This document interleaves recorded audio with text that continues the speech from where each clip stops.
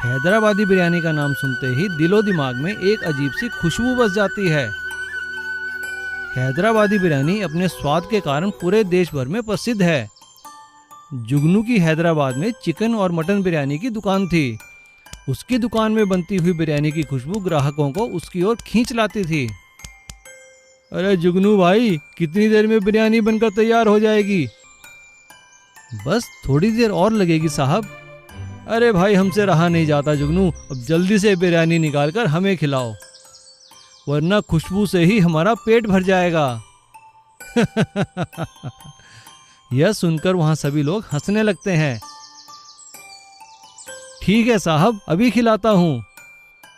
सब कुछ ठीक चल रहा था, लेकिन एक दिन अचानक महामारी फैलने की खबर के कारण चिकन और मटन की सप्लाई बंद हो गई, जिसके कारण जुगनू का काम भी ठप होने लगा। जुगनू के पास रखा सारा चिकन और मटन खत्म हो गया। तो उसने अपने ग्राहकों से कहा, देखिए साहब, अब मैं आप लोगों को बिरयानी नहीं खिला सकता, क्योंकि हमें बीमारी की खबर फैलने के कारण चिकन और मटन की सप्लाई नहीं मिल रही है। सभी ग्राहक उसकी दुकान से मायूस होकर लौट जाते हैं। जुगनू अपने घर आता है।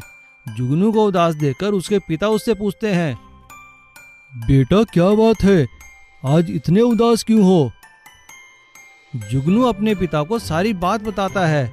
जुगनू की बात सुनकर उसके पिता उससे कहते हैं, बस बेटा, इतनी सी बात? अरे चिकन मटन नहीं है तो क्या हुआ, सब्जियां, पनीर, मेवे तो है ना? मैं कुछ समझा नहीं पिताजी। जाओ तुम अभी आराम करो, कल मैं तुम्हारे लिए बिरयानी बनाऊंगा। अगले दिन जुगनू के पिता उसकी दुकान पर जाकर शाकाहारी बिरयानी बनाने लगते हैं और चावल में पनीर, सब्जियां और मेवे डालकर शाकाहारी बिरयानी बनाते हैं, जिसकी खुशबू से लोग फिर से दुकान की ओर खींचे चले आते हैं। जुगनू ग्राहकों से कहता है, आइए आइए, स्वच्छ शुद्ध शाकाहारी बिरयानी खाइए, आइए आइए, स्वच्छ शुद्ध शाकाहारी हैदराबादी बिरयानी खाइए। लोग बिरयानी खाकर उसकी तारीफ करते हैं। अरे वाह जुगनू भाई, यह तो बिल्कुल चिकन और मटन बिरयानी जैसी लग रही है। हाँ भाई, कुछ भी हो, चाहे चिकन मटन बिरयानी हो या शाकाहारी पनीर बिरयानी, हैदराबादी बिरयानी का तो स्वाद ही कुछ और है। 3 सर वाली जादुई मुर्गी। गोपी और उसकी पत्नी मुर्गियां पाला करते थे।